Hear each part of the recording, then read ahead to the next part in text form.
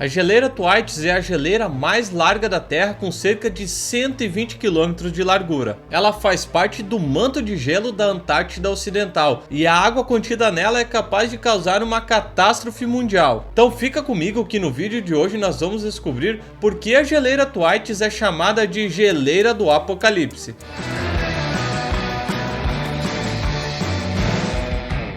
Fala galera, Júnior aqui. Antes de continuar, não dê um gelo aqui no canal e se inscreva aqui embaixo e deixe o seu like. Muito obrigado. O que é a geleira Thwaites?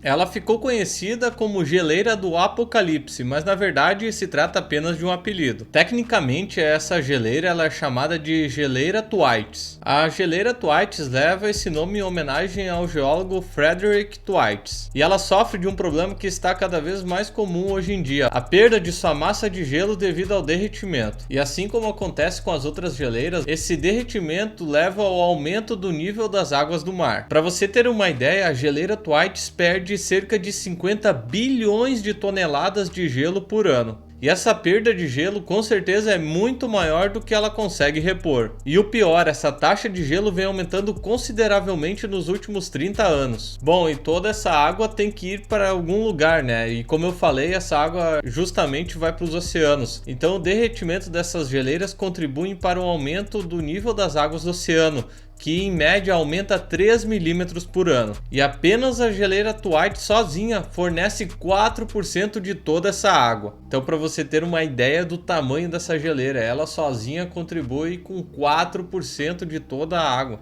Onde o mar e a plataforma de gelo se encontram. O gelo e a água do degelo da geleira Thwaites fluem naturalmente para o mar de Amundsen. Muitas outras geleiras também fluem para lá, mas uma coisa diferencia a Thwaites das demais: o seu tamanho. Com cerca de 120 km de diâmetro, essa é a maior geleira do planeta. Em uma comparação rápida, ela é maior que o estado da Flórida e tem quase o tamanho da Grã-Bretanha. Bom, a Thwaites tem até uma grande parte de gelo que fica para fora da água, e essa parte é chamada de plataforma de gelo. Só que acontece que essa parte chamada de plataforma de gelo ela é muito mais frágil do que o gelo que está abaixo d'água. Então espera-se que essa parte que ainda está sobre a superfície d'água ela desapareça em apenas 2 décadas. E isso é muito ruim, uma vez que não se perde apenas com a água em si que sai dessa parte de gelo, mas também o fato de não ter essa barreira acaba acelerando ainda mais a perda de gelo do que está abaixo. Então depois que se perde essa barreira,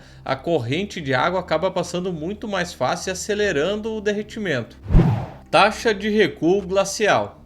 Bom, e essa parte que fica abaixo d'água que eu estava comentando, ela mergulha, digamos assim, no oceano até atingir o seu fundo. E os cientistas têm um nome para isso, se chama zona de aterramento, que nada mais é a parte onde o iceberg se conecta ao fundo do oceano. Utilizando um veículo submarino autônomo, os cientistas conseguiram detectar diversos cristais de gelo espalhados pelo fundo do oceano. E esses lugares indicam onde já estiveram os pontos de ancoramento do iceberg Thwaites. Bom, fazendo essas medições, os cientistas descobriram que no período de 2011 a 2017, a taxa de diminuição desse ponto de aterramento diminuiu de 0,6 a 0,8 km por ano. Porém, nos últimos 200 anos, houve um período de aproximadamente 5 meses e meio no qual o ponto de aterramento da geleira Thwaites diminuiu até 2,3 km.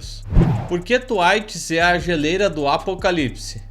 Bom, hoje a geleira ocupa uma bacia oceânica profunda e se ela diminuir consideravelmente, a água do oceano entraria nessa bacia e o gelo circundante, incluindo outras geleiras, começaria a fluir para essa bacia e começaria a diminuir também. Bom, e o que acontece se toda a geleira Thwaites for perdida? Bom, aí o nível médio da água do mar aumentará 65 centímetros. Bom, e acontece também que esse nível de água aumentado pode acabar inundando outras bacias de gelo que ainda estão inteiras. E o que acontece é que elas vão derreter muito mais rápido. E se isso acontecer, o nível de água do mar vai aumentar 3,3 metros. Bom, é claro que isso pode demorar centenas, se não milhares de anos. Só que isso não é uma desculpa para a gente não fazer nada, ou ainda continuar piorando nossas ações.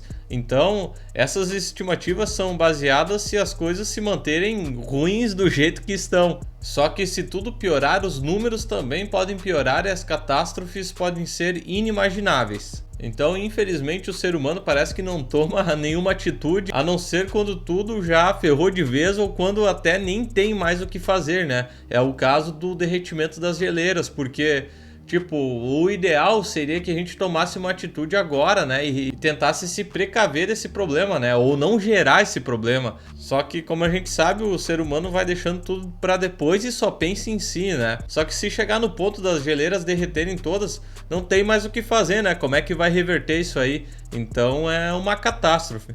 E você também acredita no derretimento das geleiras e em suas consequências? Ou acha que é tudo balela? Comenta aqui embaixo.